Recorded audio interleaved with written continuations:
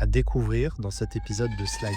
La marge du promoteur, elle se trouve dans les derniers lots à vendre. C'est souvent les plus durs à vendre. Or, c'est là où on récupère sa mise. Le marché de la vente en bloc, c'est la vente de plusieurs logements en même temps, parfois tout l'immeuble, à destination d'acheteurs, cette fois non pas particuliers mais professionnels. Comment s'est passée ta levée de fonds auprès de Business Angels, dont les fondateurs de Sology? Tu regardes le portefeuille de n'importe quel investisseur, il y a toujours une quote-part d'immobilier. Tu avais 1 million d'euros à investir en immobilier. Comment est-ce que tu allouerais cet investissement? Je vais faire un tiers, sur des produits assez différents.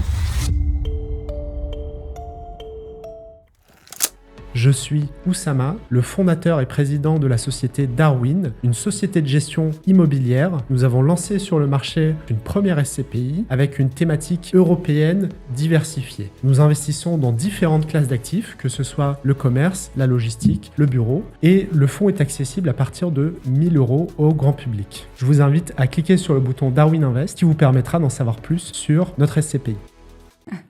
Salut Margot. Salut Oussama. Comment vas-tu en cette rentrée de septembre? Eh bien écoute, tout va bien, c'est une sacrée rentrée. Bon, super.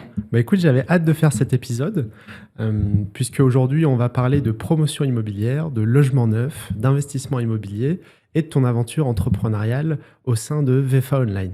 Alors ça va être, je pense, une discussion avec beaucoup d'acronymes, parce que ça reste quand même un secteur d'activité où il y a énormément d'acronymes entre la VFA, le CPI, le VIR, la BFA, le ZAN.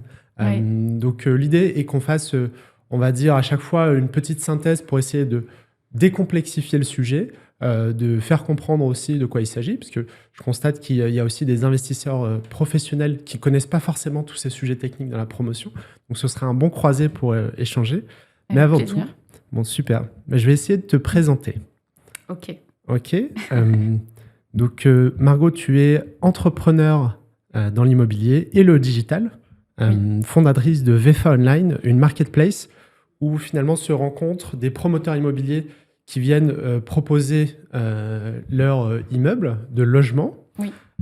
Et de l'autre côté, des acheteurs qui peuvent être des investisseurs, des institutionnels ou des bailleurs sociaux, voire d'autres profils, tu m'en diras un petit peu plus.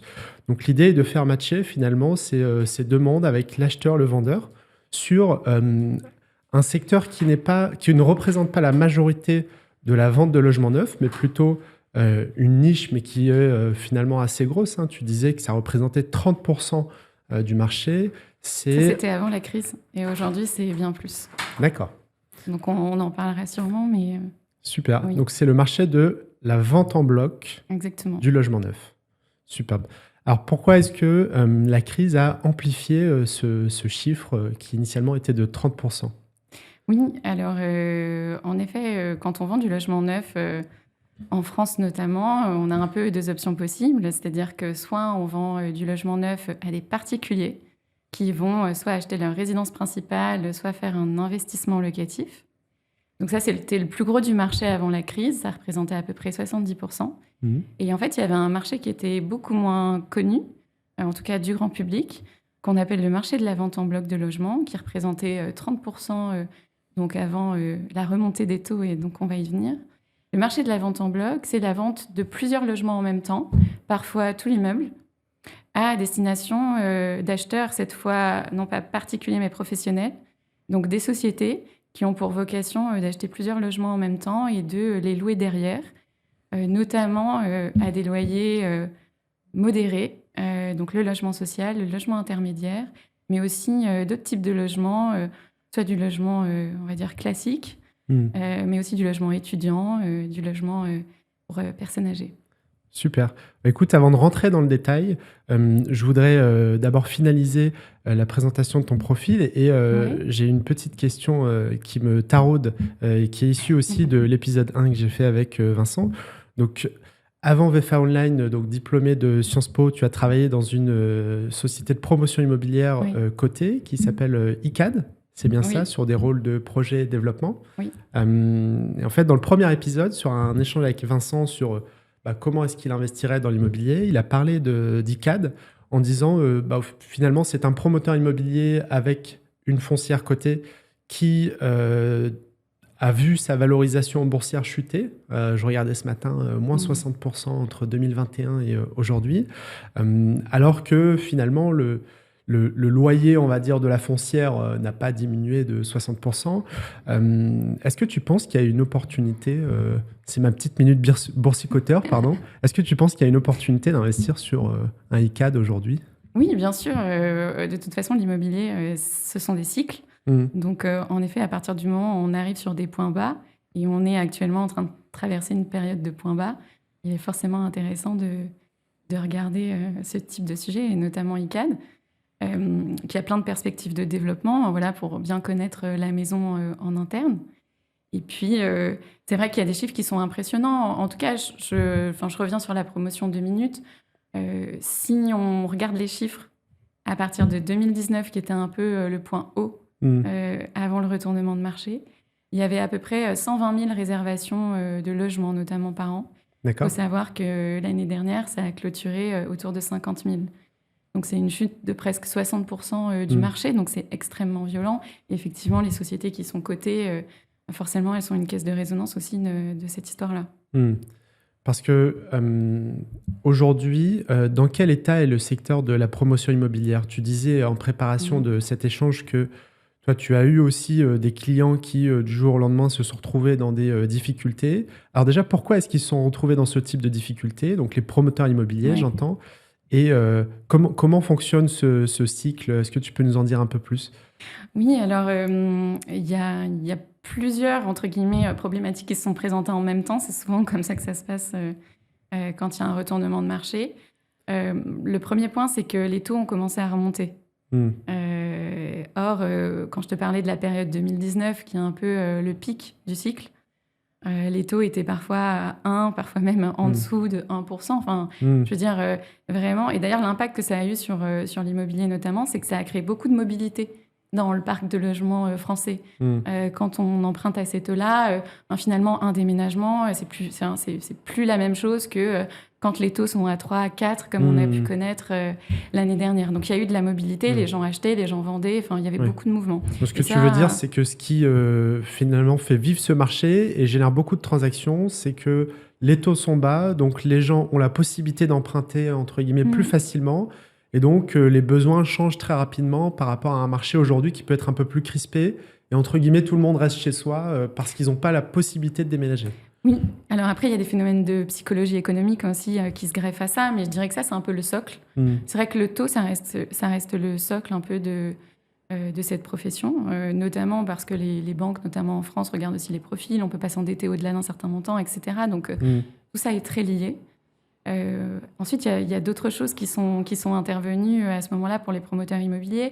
C'est que dans des phases d'embellie, on pense que l'année d'après sera toujours meilleure que celle d'avant. Et donc, on fait des paris, notamment sur les achats de terrain. Pour construire, du coup, un programme immobilier, il faut acheter un terrain. Et donc, il faut aller voir soit des individus, soit des sociétés pour leur dire votre terrain, il vaut tant. Et il y a eu une espèce de compétition très, très forte. Je dirais 2015-2019, c'est certainement la période la plus forte, où on achetait des terrains très chers, parfois sans condition, justement pour faire une compétition jusqu'au bout. Sauf qu'un terrain, ensuite, quand on le détient, derrière, il y a tout le modèle économique, c'est-à-dire qu'on a fixé des prix de vente déterminés, etc. Et quand on ne retrouve pas la demande en face, c'est là que la machine se grippe. Et quand les taux ont commencé à remonter, que les gens avaient acheté des terrains très chers, là, on fait face à un espèce d'effet de ciseau qui est extrêmement violent et qu'ont connu une grande partie de nos clients. D'accord. Donc, ce que tu veux dire, c'est que les promoteurs immobiliers ont pris un risque d'acheter des terrains à des prix où la perspective était que l'immobilier allait continuer de monter et d'évoluer. Exactement. Finalement, il s'avère que le marché s'est retourné avec ces augmentations de taux et ces terrains se sont retrouvés sur des prix d'acquisition trop chers par rapport à l'espérance d'une plus-value à terme. Ok, super. Tout à fait. Super et intéressant. La crise commence comme ça, avec beaucoup de stocks de logements, notamment à vendre, mais on pourra parler rapidement du bureau. Je suis une spécialiste du résidentiel, mais ça a eu le même effet, c'est-à-dire qu'on avait des biens et des programmes immobiliers sur le marché qui ne trouvaient plus les preneurs d'il y a quelques années avant la crise. Alors, juste pour avoir vraiment tout le contexte et comprendre à quel endroit vous intervenez avec VFA Online, est-ce que tu pourrais nous réexpliquer le fonctionnement d'une opération immobilière, de la recherche de foncier jusqu'à la sortie, la cession de l'immeuble. Oui, bien sûr. Pour construire un programme immobilier, donc première des choses, il faut trouver un terrain sur lequel on peut construire. Et donc là, il y a un peu deux manières de trouver un terrain. Soit on fait du porte-à-porte, entre guillemets, c'est-à-dire qu'on va avoir des individus qui ont un terrain sur lequel on peut construire quelque chose. Notamment, ce qui est le plus connu, je pense, du grand public, c'est effectivement un petit pavillon avec un très grand jardin dans une métropole française, tu vois, dans le top 20 des villes françaises. Et ce pavillon peut peut-être devenir un petit collectif parce qu'il y a de la demande, il y a besoin de logement. Donc voilà, c'est comme ça que ça se transforme, faire du porte-à-porte. D'accord. Donc peut aussi on faire recherche par exemple à partir de Google Maps en vue satellite des parcelles de jardin pour Oui, pouvoir... bien sûr. Et puis il y a évidemment des startups aussi qui proposent des solutions pour identifier des zones dans lesquelles on peut construire par rapport aux règles de construction aussi, qui vont déterminer ce qu'on peut construire sur le terrain ou pas. D'accord, donc ça c'est la première manière de chercher un terrain. Oui. Ensuite, il y a la deuxième manière, c'est répondre à des concours qui sont lancés par des collectivités locales ou des grosses entreprises, typiquement EDF, la SNCF, Orange, voilà, plein de grandes entreprises qui avaient beaucoup de foncier et qui ont lancé des concours pour justement transformer leur terrain et leur donner une autre vie. Oui. Ça, c'est une partie du recyclage urbain notamment et du renouvellement. Effectivement, j'avais vu par exemple que la SNCF, lorsqu'elle lançait une nouvelle ligne, ce genre de choses, elle achetait tous les terrains environnants autour de sa ligne. Et finalement, elle se retrouvait avec des réserves de foncières un peu partout. J'avais même entendu parler d'un projet d'appel d'offres au-dessus d'une gare où il y avait l'idée de en fait, vendre ce vide, mais qui permettait finalement de faire un projet hôtelier ou résidentiel. Donc, c'est sur ce type de cas d'usage qu'on répond à des appels d'offres. D'accord. Donc, une fois qu'on a identifié son terrain en tant que promoteur immobilier, donc qu'est-ce qu'on fait ? Alors, on vérifie les règles de construction. Donc, on trouve un terrain, on vérifie les règles de construction. On travaille évidemment main dans la main. On commence à travailler avec un architecte pour commencer à regarder quelles sont les capacités du terrain. Et on détermine une sorte d'enveloppe de mètres carrés possible, à l'intérieur de laquelle, ensuite, troisième étape, il va falloir déterminer une programmation. Est-ce qu'on fait du logement ? Quel type de logement ? Ils vont s'adresser à qui ? Est-ce qu'on a des commerces en rez-de-chaussée ou pas ? Et donc, la programmation, c'est vraiment la troisième étape. D'accord. Et sur cette recherche de terrain, donc on voit en ce moment qu'avec le principe de ZAN, donc zéro artificialisation nette, il est plus possible d'acheter un parc, un jardin pour en fait créer du bâti. Donc, comment on répond à en fait, cette problématique de trouver des surfaces foncières qui sont déjà artificialisées ? Est-ce qu'il y a des méthodes de compensation où on peut acheter, par exemple, du terrain artificialisé et construire sur un jardin, un parc ? Mais écoute, c'est une bonne idée pour l'instant. Tu vois, il n'y a pas de système de compensation aujourd'hui qui existe. Non, c'est une vraie difficulté pour la profession aujourd'hui, du coup, d'avoir des marges de manœuvre pour trouver des terrains. Surtout que, en fait, on ne cherche pas un terrain pour chercher un terrain, sinon on en aurait beaucoup, tu vois, en Auvergne ou dans le centre de la France, etc. Mais le sujet, c'est d'avoir du terrain disponible dans des zones dans lesquelles les gens veulent se loger et travailler. Et donc, c'est le top 20 des villes françaises. On a le bassin de la Méditerranée, notamment aussi beaucoup. Enfin bref, il y a un certain nombre de zones en France dans lesquelles, entre guillemets, l'emploi se concentre, donc les besoins en logement, en bureaux, etc. Et dans ces endroits-là, en fait, on va parler de recyclage urbain, donc c'est un mot qui doit aussi te parler. Et c'est là où on va essayer plutôt de reconvertir d'anciens quartiers, des friches industrielles, beaucoup. Ça, on l'a beaucoup fait. D'accord. Et donc, ça continue. Et donc, ça, c'est pour, on va dire, la partie identification du terrain. Ensuite, le promoteur, donc tu disais avec l'architecte, réalise un draft de projet avec les surfaces, l'usage. Et vous, à quel moment est-ce que vous intervenez ? Quand est-ce qu'il lance un cycle de commercialisation ? Oui, alors ce qu'il faut savoir sur justement les ventes en bloc de logement, donc le marché sur lequel VFA Online intervient, c'est que c'est un marché donc B2B, comme j'ai pu le dire. Et c'est surtout un marché de pré-commercialisation. Donc, pour répondre à ta question, une fois qu'on a identifié un terrain, qu'on a une enveloppe de mètres carrés possible, une programmation déterminée, qu'on a évidemment signé une promesse de vente avec le propriétaire foncier. On prépare un permis de construire. Donc, c'est la mairie qui va pouvoir délivrer ce permis de construire D'accord. et donc autoriser le promoteur immobilier à faire son projet. Hmm. Une fois qu'on est dans cette phase de permis de construire, ou juste un peu avant, quand on est en train de le préparer, on a déjà envie en tant que promoteur immobilier de, entre guillemets, se conforter sur le fait que la sortie commerciale est sécurisée.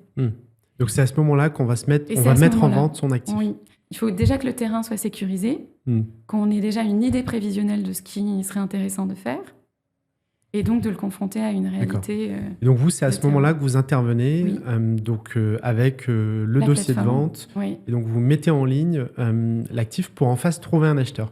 Est-ce que tu peux nous parler un peu de ces acheteurs? Donc, qui sont les acheteurs d'immeubles en bloc de logements et comment est-ce qu'ils prennent la décision d'investir sur ce genre d'actifs? Alors, les profils sont extrêmement variés, et c'est ça aussi qui fait la richesse de ce marché qui est passé de 30 à 50% aujourd'hui du marché du logement neuf, comme je te le disais tout à l'heure. On a on va dire des profils de bailleurs sociaux notamment. Ça, c'est un des marchés les plus importants, le logement social D'accord. et le logement intermédiaire, donc un logement à loyer plafonné. Ces acheteurs-là se positionnent du coup sur de l'achat en bloc pour des raisons réglementaires. En premier lieu, puisqu'il y a une loi en France qui s'appelle la loi SRU, c'est la loi de mixité sociale. Aujourd'hui, en France, dans chaque commune, enfin, il faut remplir un certain nombre de critères, mais globalement, dans la plupart des grandes villes françaises, il faut aujourd'hui atteindre un certain nombre de logements sociaux dans la commune, entre 20 et 25% selon l'endroit où on se situe. D'accord. Et donc, à chaque nouvelle opération qu'on construit, au-delà d'un certain seuil de mètres carrés, il faut construire du logement social à l'intérieur du projet immobilier. D'accord. Et donc, il y avait déjà un quota de réservé, entre guillemets, Oui. pour les bailleurs sociaux. Donc finalement, si on prend un immeuble donné de 10 000 m², Oui, typiquement. ce sera une quote-part de logement social dedans. Oui. Et le bailleur social va acheter l'intégralité ou uniquement cette quote-part de social? Alors là, les deux options sont possibles. Soit, effectivement, c'est uniquement la quote-part et le promoteur s'occupe de vendre d'une autre manière les lots restants. Soit, il commercialise auprès d'un bailleur social l'intégralité de l'immeuble. Sur 10 000 m², ça ferait beaucoup, mais ça peut arriver. Alors, je comprends bien le raisonnement d'un investisseur privé qui se dit... Bon, finalement, quelle est ma perspective de revenu locatif sur un immeuble résidentiel? Ensuite, il fait son calcul, il calcule son financement et ça lui permet d'avoir une clé de décision. Ouais. Mais un bailleur social, donc comment est-ce qu'il raisonne sur l'investissement? À quel prix au mètre carré, par exemple, il décide d'acheter? Est-ce qu'il regarde un rendement, un prix mètre carré, la quote-part de logement social dans la ville? Comment est-ce qu'il raisonne? Alors, la mission d'un bailleur social, elle est quelque part d'utilité publique. Du coup... mais il y a un modèle économique derrière tout ça, c'est-à-dire qu'il y a quand même des financements qui sont fléchés pour le logement social. Il faut savoir que peut-être la donnée la plus importante sur le modèle économique des bailleurs sociaux, c'est qu'en général, ils amortissent leurs investissements et ils ont des prêts sur de très longues durées. D'accord. 60, 65 ans parfois.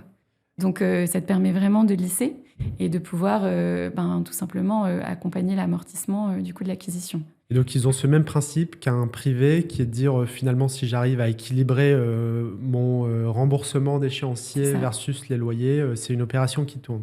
Exactement. Alors, avec un certain nombre de subventions, puisqu'on accueille dans le logement social des publics assez différents, avec parfois des difficultés économiques plus ou moins importantes. Donc, voilà, tout ça dans le modèle économique est intégré avec des très faibles loyers, des loyers un peu plus modérés. Donc le logement social est assez... il y a une grande diversité dans le logement social. Et je te donne juste une statistique qui est peu connue du grand public. Mais en fait, 75% des Français sont éligibles au logement social en termes de conditions de revenus. Oui. Donc, oui, le sujet est plutôt beaucoup. Sur finalement l'offre de logement social. Exactement. Que sur l'éligibilité. Effectivement, ça résonne avec le salaire médian en France. Exactement. Donnée hyper importante, ce salaire médian est aujourd'hui autour de 2 000 €. Donc... ça veut dire qu'il y a la moitié de la population qui gagne en dessous et qui donc rentre pleinement dans les critères du logement social. D'accord. Et je sais qu'avec ta plateforme, vous avez quand même un certain nombre de données qui sont extrêmement intéressantes et qui pourraient permettre à un promoteur immobilier de se projeter dans je dispose d'une surface foncière, quel type d'usage je pourrais faire. Du coup, je pose une question un peu naïve. Aujourd'hui, qu'est-ce qui marche en termes de transactions? Où est-ce qu'il y a de la demande d'achat d'immeubles en bloc, que ce soit sur du bailleur social ou du privé? Oui, alors effectivement, là, on a beaucoup parlé des bailleurs sociaux, mais on a aussi des profils privés, donc des investisseurs, des sociétés privées qui investissent dans du logement. Et là, ils achètent plutôt des immeubles en intégralité. On a D'accord. parfois des allotements, mais c'est plutôt à la marge. Et ils vont faire, comme je te disais, de la résidence étudiante ou de la location meublée, enfin un certain nombre d'autres projets. Et quand effectivement ils viennent sur VFA Online, ils rentrent un certain nombre de critères. Quand on a un profil acheteur sur VFA Online, on définit voilà, les localisations dans lesquelles on a envie d'investir, le volume d'investissement qu'on a envie de mettre, la performance environnementale. Bref, on a un certain nombre de critères à remplir. Et effectivement, nous, VFA Online, aujourd'hui, il y a à peu près, je crois qu'on arrive à peu près à 150 sociétés là, qui vont être connectées en tant qu'acheteurs, notamment. Et donc, on a une vision sur ce que recherchent les gens à l'instant Oui, T. clairement. Et donc, ils peuvent les mettre à jour de manière régulière, ce qui fait qu'on voit ce qui ne marche pas. Deuxième levier aussi de données sur VFA Online, c'est que comme on a un portail, on voit du coup les annonces, les profils d'annonces qui sont les plus cliqués, les profils d'annonces sur lesquels il y a le plus d'offres d'achat. Et donc, effectivement, on est quand même en capacité de donner des tendances de marché au trimestre par rapport à ce qu'on observe tout simplement sur la plateforme. Ouais. Et sur de l'immeuble de logement, donc si je veux me positionner sur un immeuble de logement, par exemple en Île-de-France, prenons, où est-ce que tu me conseillerais d'aller faire ma recherche foncière? Combien de mètres carrés monter? Oui, alors aujourd'hui, ce qui fonctionne le mieux, en tout cas, si je regarde peut-être les 10 dernières transactions qui sont faites via VFA Online, ce qui a le plus marché, alors c'est l'investissement en nue propriété. D'accord. Donc démembrement immobilier, donc ça c'est une sorte de niche immobilière, mais elle fonctionne très bien sur une vingtaine de lots en moyenne, donc 20 logements en même temps, et sur de la petite typologie, T2, T3 maximum. D'accord, donc privilégier des petites surfaces. Petites surfaces. 20 lots par rapport à un immeuble résidentiel, c'est quoi? C'est moyen, c'est petit? C'est plutôt petit. Plutôt petit. C'est-à-dire que si on va avoir plutôt des profils, des grosses sociétés de gestion, des fonds d'investissement, des foncières de logement, parfois certains bailleurs sociaux qui sont plutôt des gros faiseurs de logement social, ils vont plutôt là demander autour de 50 logements. Ça va être ça le seuil qu'on constate sur ce type de profil. Mais je dirais qu'en termes de transactions, elles sont beaucoup plus longues.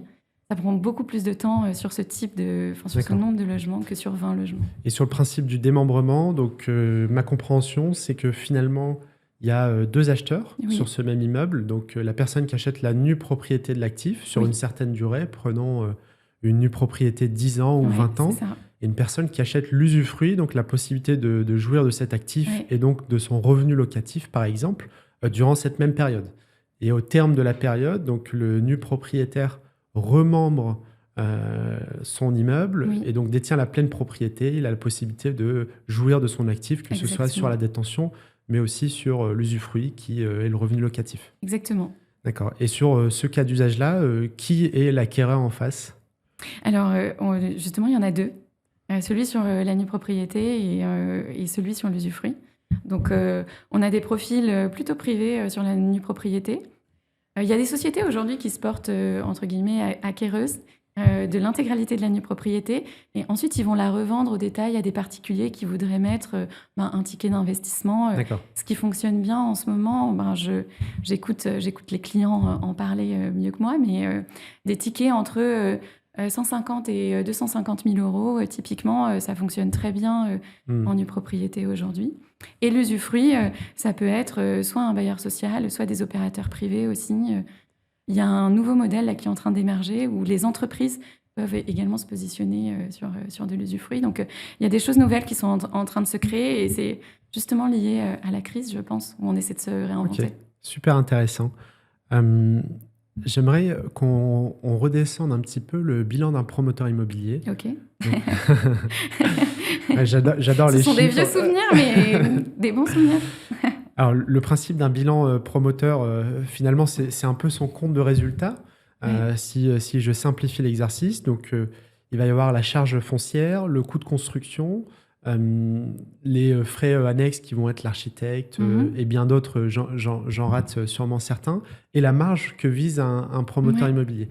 Est-ce que tu aurais une idée des grandes masses, sans trahir le secret, d'une opération de promoteur immobilier? Je te pose cette question parce que en préparant l'épisode, je sais qu'il y a beaucoup de fantasmes sur combien d'argent gagne un promoteur immobilier. Ouais. Oui. On a l'impression qu'en fait, il construit pour rien un immeuble de logement et ensuite il le vend finalement à un prix qui est comparable au marché de 1 000, 3 000, 5 000 euros du mètre et qui font des marges phénoménales. Je sais que ce n'est pas forcément le cas. C'est pas forcément le cas, oui. Oui. Écoute, alors ça dépend du type de vente. Là aussi, la marge est plus ou moins importante en fonction, justement, quand on vend un logement social ou quand on vend un logement à des particuliers ou un investissement locatif. Mais globalement, moi, ce que j'ai rencontré, tu vois, à la fois quand j'étais chez ICAT Promotion, mais aussi parce qu'on a plein de clients promoteurs immobiliers aujourd'hui, c'est qu'en général, ça va entre 6 et 12%. D'accord. Voilà, je donne une fourchette. Donc 6 c'est à 12%. Des exceptions en dessous ou au-dessus, mais globalement, c'est entre 6 et 12%. Oui. Et c'est déjà énorme, 6 et 12% du chiffre d'affaires de l'opération. D'accord. Donc le chiffre d'affaires de l'opération, c'est la vente de l'actif rapporté au coût de revient. Oui. Donc un promoteur fait entre 6 et 12% de marge entre les deux. Ok. Donc si on prend par exemple un actif à une dizaine de millions d'euros, potentiellement s'il fait 10% de marge, ce sera un petit million, quoi. Ok, super. Donc ça reste quand même un métier où les marges sont relativement faibles. Et je prends l'exemple de la vente à la découpe, mais je comprends mieux maintenant pourquoi est-ce que les gens veulent pousser, enfin les promoteurs veulent pousser la vente en bloc. C'est que sur de la vente à la découpe, il suffit qu'on ait 20 appartements à vendre et qu'on n'en vende que 15, 16. En fait, il en reste 4, soit 20% du programme. Et en fait, sa marge est crispée dans le programme, quoi. Absolument. Et ce qu'il faut savoir aussi sur ces histoires de marge, c'est que la marge du promoteur, elle se trouve dans les derniers lots à vendre. C'est souvent les plus durs à vendre. Or, c'est là où on récupère sa mise à ce moment-là. Oui. Donc, c'est pour ça que quand est arrivée la crise et qu'il y a eu beaucoup de logements qui trouvaient plus preneurs, ça a mis vraiment les promoteurs en difficulté qui ont porté ces opérations-là pendant plusieurs années. Il faut savoir qu'une opération immobilière, de la fameuse phase où tu vois, on trouve un terrain, etc., c'est 5 ans au moins. Oui. Aujourd'hui. Alors justement... Donc, tu vois, en fait, cette marge, elle s'explique aussi par ce portage-là. Et en vente en bloc, pour le coup, c'est là où la marge est la plus faible, du coup.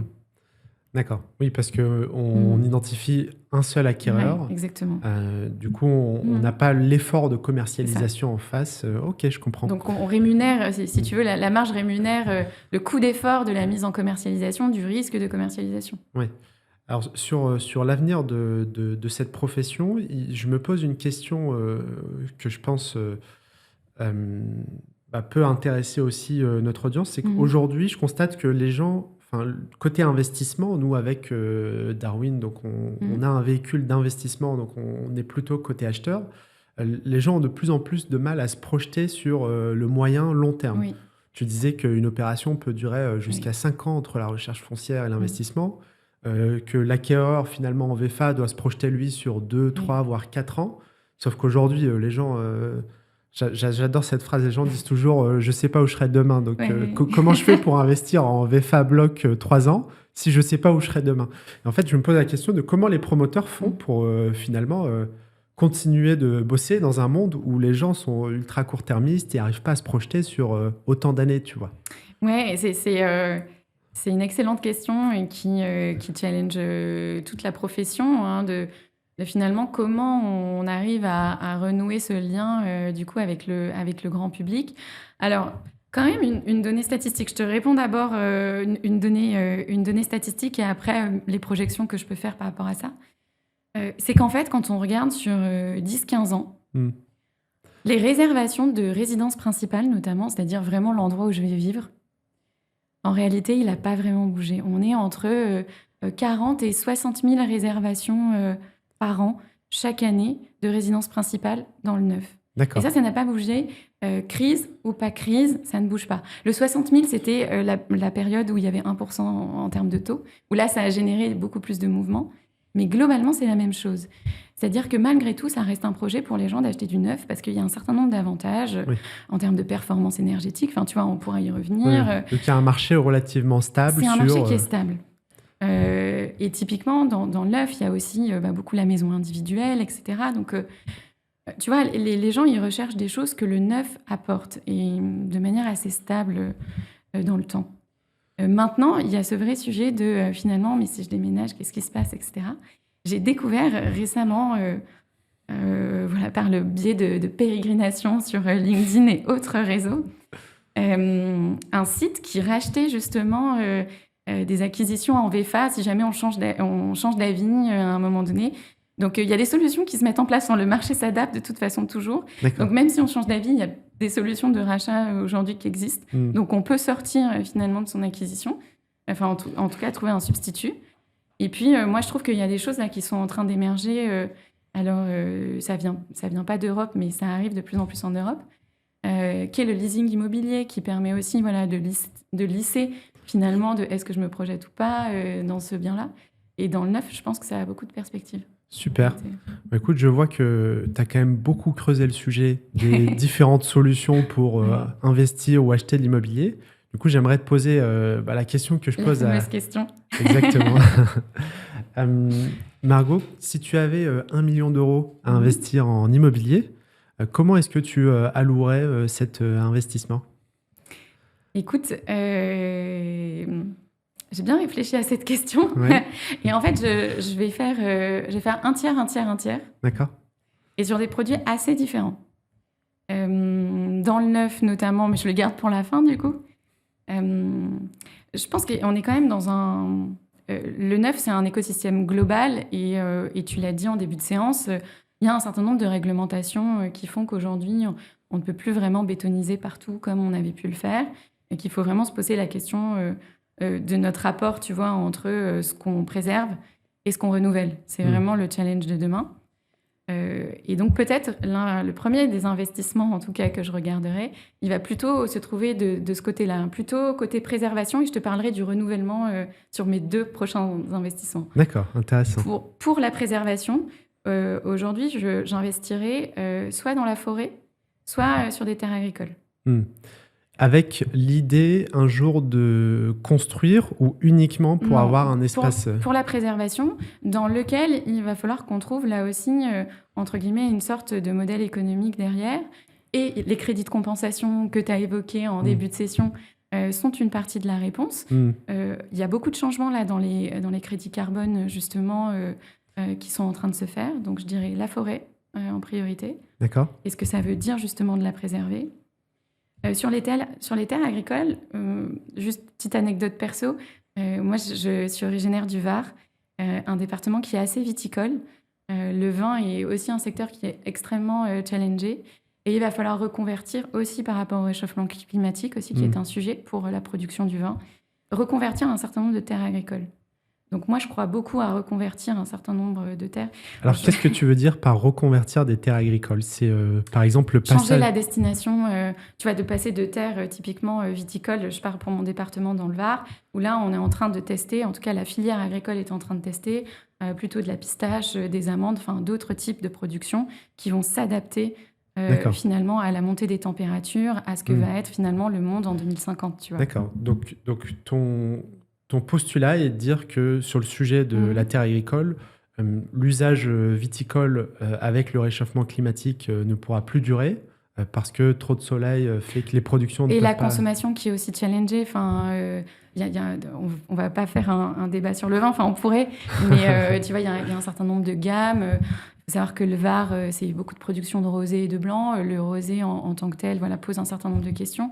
Donc, bon, là, c'est un marché très spécifique, mais je pourrais t'en parler. Mais c'est pour ça que je le mets dans mes investissements. Je pense qu'il y a une reconversion en terre agricole qui me semble porteuse, en tout cas. Donc ça, c'est sur un certain nombre de cultures. Ouais. C'est ta deuxième allocation. On va dire la première, c'est vraiment dans la préservation, entre guillemets, de la zone naturelle ou de la zone agricole. Ça, c'est le premier, entre guillemets, mon pied préservation de l'environnement. Intéressant. Et ensuite, dans l'IMO, je te ferai un investissement dans l'ancien, un investissement dans le neuf. Investissement dans l'ancien, moi, je me positionnerai sur des grandes surfaces, donc des T4, s'il reste quelques T5, avec des mauvais DPE dans des grandes agglomérations. Et j'en ferai des colocations parce qu'il y a Il y a une telle demande Mmh. sur la petite surface aujourd'hui. Si tu regardes les indicateurs de démographie, qu'on devrait regarder beaucoup plus en tant que promoteur immobilier, si vraiment on regarde les trends de démographie, Mmh. et notamment dans les centres-villes, vraiment la petite typo doit émerger et pas sous la forme de Airbnb, du coup, vraiment sur de la location longue durée, tu vois. Oui, oui. Bah, ça, c'est une approche que je comprends complètement parce que j'ai Mhm. une activité Mhm. par le passé sur le logement étudiant. Mhm. Et effectivement, il y a aujourd'hui, dans l'exemple de Paris et Mhm. même d'autres grandes métropoles, il y a une crise de la petite surface qui est la Oui. première qui est impactée. Et aujourd'hui, une des solutions pour y répondre, c'est d'acheter des grands logements Oui. pour finalement en faire des petites surfaces. Alors, non pas forcément en divisant, mais Mhm. en créant des modèles de cohabitation entre les gens. Exactement. Et vraiment, je crois beaucoup à ça parce que le profil, entre guillemets, du ménage qui fait 1 à 2 personnes est extrêmement varié. Donc, tu vois, on parle beaucoup des étudiants, mais pas que. Tu vois, il y a de plus en plus de familles monoparentales, Hmm. il y a des jeunes actifs, etc. Et donc, tout ça permettrait, je pense qu'il y a une allocation possible entre ces grandes surfaces qui aujourd'hui sont plutôt inoccupées et la demande telle qu'elle est. Donc, je D'accord. ferai ça Super. sur le deuxième investissement. Et le dernier, dans le neuf, évidemment. Aujourd'hui, dans le neuf, on a la possibilité de faire de l'investissement à impact. Hmm. Hyper important parce que c'est vrai que de prime abord, on ne pense pas à ça. Pendant des années, on a pensé logement neuf, défiscalisation. Réflexe parce que un dispositif fiscal qui s'appelait le Pinel le permettait. Ouais, très réputé. Très réputé, beaucoup de gens l'ont fait. Et au fond, on n'achetait pas de l'immobilier, on achetait de la défiscalisation. Hmm. Or, aujourd'hui, ce dispositif s'est arrêté depuis 6 mois, ce qui a d'ailleurs rajouté du challenge à la promotion immobilière. Hein. Du coup, qu'est-ce qu'on fait de tous ces logements qu'on vendait en défiscalisation ? Eh bien, en fait, aujourd'hui, la réglementation, quand on regarde dans le détail les lois, nous permet, en tout cas, si on a un investisseur particulier, de faire du logement à impact, c'est-à-dire d'investir dans un logement pour en faire de la location longue durée, D'accord. à impact, parce qu'il va permettre de loger des classes moyennes, c'est-à-dire des fonctionnaires, les infirmiers, les aides-soignants, les policiers, etc. Donc avec un système de loyer plafonné. Un loyer qui est, du coup, la condition, c'est qu'il soit à peu près en moyenne entre 10 et 15% en dessous du loyer de marché pratiqué. Donc il y a une grille qui est communiquée tous les ans. Donc c'est ce qu'on appelle le logement intermédiaire ou... Exactement. D'accord. Le logement locatif intermédiaire, que moi j'aime bien l'appeler le logement à impact du coup, parce que sinon l'acronyme c'est LLI. Ouais. Donc tu vas en entendre beaucoup parler, mais je trouve qu'en termes marketing, C'est pas on top. peut aller plus loin. Ouais, c'est clair. Donc, et ce logement-là, il bénéficie non pas de la défiscalisation, donc on n'y va pas pour ça, on y va vraiment parce que finalement, quand les gens ont de l'argent à investir, tu regardes le portefeuille de n'importe quel investisseur, il y a toujours une quote-part d'immobilier. Ouais, je comprends. Donc, l'immobilier, en tout cas avec le logement intermédiaire, c'est à la fois bénéficier d'un logement avec un certain nombre d'avantages. Il y a une TVA à 10%.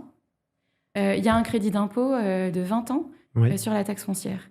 D'accord. Et aujourd'hui, les taxes foncières ont explosé. Donc, je trouve que c'est un produit Qui vraiment revient, intéressant. qui peut revenir à réattirer finalement une typologie d'investisseurs. Exactement. Qui venait au départ pour de la défiscalisation. Et aujourd'hui, le message que j'ai envie de leur passer, c'est qu'il y a d'autres produits qu'il faut venir découvrir dans le neuf. Et notamment, là, il y a eu aussi un nouveau décret qui est passé sur les donations qui permet d'acheter du logement neuf et de pouvoir donner à ses enfants jusqu'à 300 000 € à ses héritiers. Donc, Et sur ce troisième volet, tu viserais quel type de localisation ? Alors là, pareil, je pense qu'il faut se concentrer. Et puis d'ailleurs, la réglementation est plutôt bien faite. Le logement intermédiaire a vocation plutôt à se situer dans les zones tendues françaises. Donc top 20 des métropoles françaises. Oui. Donc là où il y a des bassins d'emploi et où les gens ont du mal à trouver un logement à proximité de leur travail. Ok, je comprends. Alors, je vais juste revenir sur le premier volet parce que c'est vrai qu'en discutant, j'ai eu plein de questions qui me sont venues. Mais donc, est-ce que tu mènerais un projet de transformation sur le sujet agricole ou est-ce que finalement tu le préserverais au maximum en l'état pour anticiper un jour une transformation ? Et non, préservation en l'état, je pense qu'il va falloir vraiment préserver pour des usages futurs, pour l'équilibre qu'on va devoir trouver entre nos modes de vie très intenses, très urbains, et la réalité qui est celle du changement climatique. Donc, Ok. Alors, Ouais. je vois quand même dans tes 3 allocations que le sujet environnemental est assez central. Sur la première, elle est assez évidente. Sur la seconde, ça peut être un sujet aussi social, mais finalement, en fait, faire cohabiter des gens, ça a aussi une empreinte environnementale assez positive. Et sur la troisième, donc l'immobilier à Ouais. impact, tu en as parlé. Donc ça, c'est quelque chose qui te porte au quotidien, l'enjeu environnemental? Oui, clairement, enfin, j'ai envie de dire comme nous tous, je crois. Enfin, profondément, je me demande qui aujourd'hui pourrait dire le contraire. Pourquoi ça me tient peut-être plus particulièrement à cœur, c'est que je pense que c'est la mission de notre génération de pouvoir trouver la troisième voie dans ce qui s'est passé ces dernières années et juste construire le monde de demain. Ok, superbe. Bah, écoute, ça me fait une belle transition sur le sujet du digital. Ouais. Tu es entrepreneur dans ce qu'on appelle la PropTech, donc c'est les startups qui opèrent dans le domaine de l'immobilier. Et donc VFA Online est une marketplace. Donc marketplace, c'est rencontrer une offre et une demande. Et je suppose qu'on t'a posé cette question 1000 fois, mais comment on fait pour gérer le sujet de l'œuf et la poule, voilà, qui est en fait quand je veux démarrer une marketplace, est-ce que je démarre par mettre des immeubles en bloc à la vente ou trouver des investisseurs? Si l'un arrive alors que l'autre n'est pas là, en fait, il va y avoir un effet déceptif. Et en fait, comment on fait monter cette mayonnaise au démarrage? Écoute, on la teste tout simplement. L'histoire de VFA Online, elle s'est fait plutôt par l'audience, donc par les acheteurs. Nous, on a plutôt rassemblé une première communauté d'acheteurs. Et ensuite, on est allé voir les vendeurs, donc les promoteurs immobiliers, en leur disant, ben voilà, on a une communauté d'acheteurs qui est déjà inscrite sur notre site. Est-ce que vous souhaitez publier des programmes à vendre en bloc? Et l'histoire a commencé comme ça. Donc nous, on a plutôt traité l'audience. Et c'était intéressant. Après, sur le retournement de marché, du coup, là, les choses se sont un petit peu inversées. Donc là, on a eu un afflux plutôt au niveau de l'offre. Et donc, on a dû plutôt traiter, OK, face à toute cette offre, comment on fait pour élargir très vite l'audience? Parce que les acheteurs sont devenus évidemment plus exigeants dans des périodes de crise. Donc, il a fallu trouver des acheteurs qui sont encore capables d'acheter et d'acheter à des prix corrects. Donc, finalement, quelque chose d'assez exceptionnel qui est arrivé sur votre marketplace, c'est que l'offre est venue en abondance suite à la crise parce que les promoteurs se sont retrouvés avec beaucoup de stock. Oui, exactement. Alors, j'ai une question qui est, du coup, qui paye sur ton modèle de plateforme? Est-ce que c'est le promoteur? Est-ce que c'est l'investisseur? Eh bien, écoute, nous, on a un modèle mixte chez VFA Online qui est aussi l'histoire de ces 5 dernières années. VFA Online a fêté ses 5 ans, tu vois, cette année. Félicitations. Merci. Et au départ, on vendait des abonnements. Donc, il y avait un abonnement du côté des acheteurs et du côté des vendeurs avec un certain nombre de fonctionnalités plus ou moins premium qui permettaient un nombre de publications du côté des vendeurs. Donc, vous vous engagez pas sur une transaction qui est le bout du process, mais plutôt sur la possibilité d'être mise en relation avec des profils pertinents. Exactement. Au départ, en fait... quand on se crée, d'ailleurs, je ne savais pas au départ que le produit allait être une marketplace. Moi, je savais qu'il y avait un problème, mais je suis allée voir les gens en leur disant, OK, pour résoudre ce problème, toi, tu vois quoi et tu es prêt à payer quoi? Parce qu'en fait, c'est ça la réalité. En tout cas, si on veut rester collé à une forme de rentabilité. Donc, alors juste, est-ce que tu peux décrire le problème? Parce que... Oui. Alors, le problème à ce moment-là, effectivement, on est sur un marché secondaire en 2020, quand on crée la société. Tout va bien dans la promotion immobilière, on vend très très bien à des particuliers, etc. La vente en bloc, c'est 30%. Mais en réalité, les banques demandent de plus en plus de garanties de pré-commercialisation aux promoteurs et la vente en bloc est une très bonne solution. Sauf qu'on traite ce marché-là par téléphone. Et comme moi, je viens de ce métier-là et que j'ai fait ce métier, je passais parfois des journées au téléphone à laisser des messages vocaux en disant « Ah oui, j'ai un immeuble à tel endroit, tu me l'achèterais combien machin ?» Et puis ensuite, on faisait des transferts qui se périmaient pour renvoyer les plans de l'immeuble. Donc, on parle quand même de transactions potentiellement en dizaines de millions d'euros. Oui, c'est ça, je te confirme. Où on envoie des transferts pour proposer à un acheteur de se positionner. Oui. Et moi, si tu veux, je me retrouve un peu dans une situation, un peu comme dans le film The Big Short, je ne sais pas si tu l'as vu. Je regarde les collègues dans l'open space, ils se disent, mais on va vraiment continuer là à faire des transactions à 10 millions en s'envoyant des transferts. C'est lunaire quand on y pense. Et donc, l'histoire a commencé un peu comme ça, où je me disais, pour notre génération qui est extrêmement connectée, je trouve ça particulièrement étrange de le faire comme ça. Et en fait, quand tu es jeune professionnel, tu n'as pas le carnet d'adresse de ton patron. Donc, tu as aussi moins de gens à contacter. Donc, il y a une vraie réalité. Et si tu as envie d'être performant, du coup, tu es un peu coincé. Donc, moi, je me suis dit, j'ai envie de créer un outil quand même qui pourrait servir à mes collègues, à moi, à ma génération. Parce que quand tu démarres dans la profession, c'est à toi de trouver la sortie et de vendre tes immeubles. Évidemment, sur tes premiers projets. Alors, évidemment, tu as des projets plus ou moins complexes quand tu démarres, évidemment. Mais oui, à chaque fois, la sortie commerciale, il faut aller la trouver. Donc, on a évidemment des patrons, des managers qui sont là, évidemment, pour nous former, pour nous aiguiller, etc. Mais du coup, on est un peu dépendant. Et moi, j'aime bien cette forme de liberté où, OK, je teste des trucs et puis ensuite, on voit. Oui. Donc, en fait, face à ça, le fait que le réseau peut être restreint, le fait que, du coup, le seul lien digital, c'est de faire un lien WeTransfer, mais c'est pas une data room. Enfin, vraiment, c'est le niveau un peu zéro, ça se périme. Enfin, c'est extrêmement gênant. Ça, c'est du côté du vendeur. Et du côté de l'acheteur, je me suis dit, c'est quand même fou. Quand on a un acheteur à titre individuel, on se connecte sur ce loger dans le métro, le soir, tranquille, ou sur d'autres sites, pour regarder ce qu'on veut acheter. Oui. Mais un acheteur professionnel, aujourd'hui, il n'avait pas accès à ça. C'est-à-dire qu'il n'avait pas de site sur lequel était répertoriée une offre de programme disponible. Et je me suis dit, en fait, c'est ça. Enfin, on va essayer d'avancer vers un outil. Je ne savais pas si ça allait être du logiciel ou de la marketplace. Il s'avère que la traction a été sur la marketplace. À titre perso, j'aurais préféré que ça soit un logiciel. Là, on est en train d'essayer de faire converger les deux. D'accord. Donc, ok, je comprends. Et alors, déjà, c'est super intéressant de voir que finalement, vous vous lancez sur ce métier avec un business model différent. Parce qu'aujourd'hui, ce qui existe, c'est des commercialisateurs VFA qui finalement sont incentivés à la transaction. Vous, c'est plutôt à la mise en relation. En fait, la proposition de valeur paraît évidente. C'est un portail en fait dédié à des professionnels. Qu'est-ce qui fait qu'aujourd'hui, vous n'êtes pas en train forcément d'absorber tout le marché, mais que ça prend du temps parce que les promoteurs, parce que les acheteurs... Quelles objections tu as aujourd'hui pour dire, en fait, en claquant des doigts, je ramasse tout le marché et je suis le référentiel? Alors aujourd'hui, clairement, sur la vente en bloc digital, VFA Online est le leader. Donc, il y a des gens qui ont essayé de créer des similaires. Ça n'a pas pris, en tout cas, l'ampleur de la nôtre, mais nous aussi, ça fait 5 ans qu'on fait ça. On ne l'a pas fait parce qu'il y avait une crise. On était là avant. Enfin, tu vois, ma vision, elle vient d'assez loin, du coup, par rapport à ça. Sur le modèle économique et pourquoi aujourd'hui, on est encore, entre guillemets, en acquisition. Tout simplement parce que y a des gens aujourd'hui qui n'ont pas souhaité changer, c'est-à-dire qui continuent à souhaiter passer quelques coups de fil, de rester dans ce modèle-là. Je pense que ça a vocation à changer parce qu'il y aura des renouvellements de professionnels. C'est générationnel aussi. Je pense qu'il y a un aspect générationnel pour beaucoup. Et puis, beaucoup de gens attendaient qu'on fasse nos preuves aussi. D'accord. Donc, tu vois, quand on a franchi la barre des 500 lots vendus, tu vois, là, on sent bien qu'il y a des gens aujourd'hui qui viennent par notoriété parce que, mais oui, ça fait quand même plusieurs années que vous me dites ça.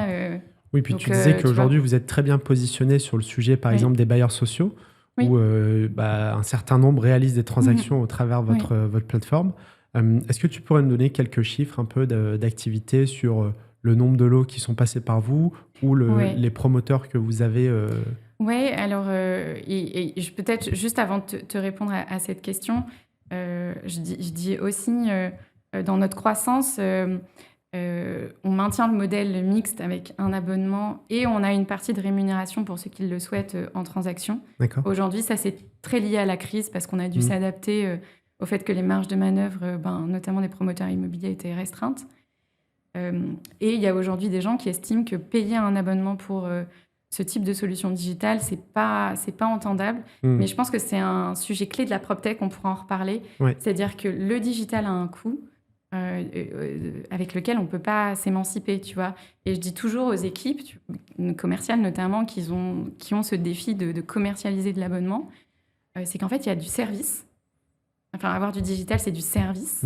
Et il y a du résultat. Mais tu vois, le revenu du coût du service et du résultat, il vient de 2 endroits différents. La transaction, elle vient du résultat. Et par contre, quand tu as un service derrière, et notamment de data room, de publicité, nous, on a un certain nombre de fonctionnalités sur les prix de marché, etc. Tout ça, c'est du service qu'il faut aussi rémunérer. Donc, oui, bien sûr. Tu vois, c'est pour ça aussi que dans notre croissance, il y a encore des promoteurs qui sont là avec VFA Online. Je ne sais pas si je prends un abonnement ou pas. Et donc, pour te donner des chiffres, Aujourd'hui, on arrive à peu près aux 600 lots. Tu vois, la barre des 500, pour nous, c'était très important. Oui. On arrive aux 600.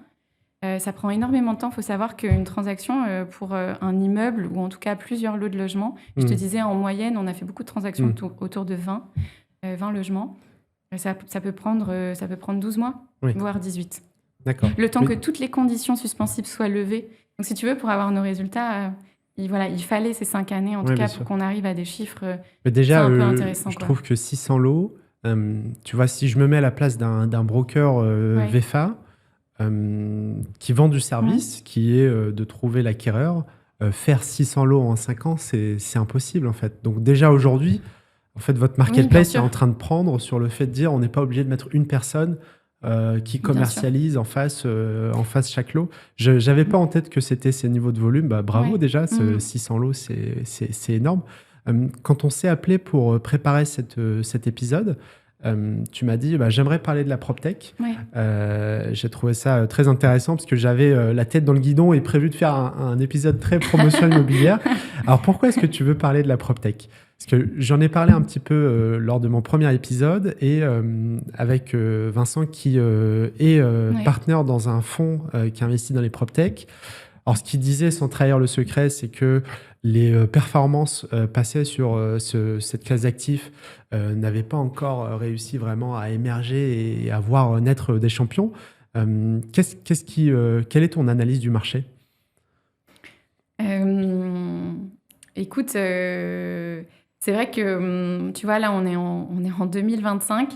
Nous, on sera présent au Rent, qui est un peu, tu vois, le référentiel. Le référentiel. Et je discutais avec les organisateurs et je disais, mais qu'est-ce qui va rester de la PropTech dans le neuf, notamment, tu vois, en particulier.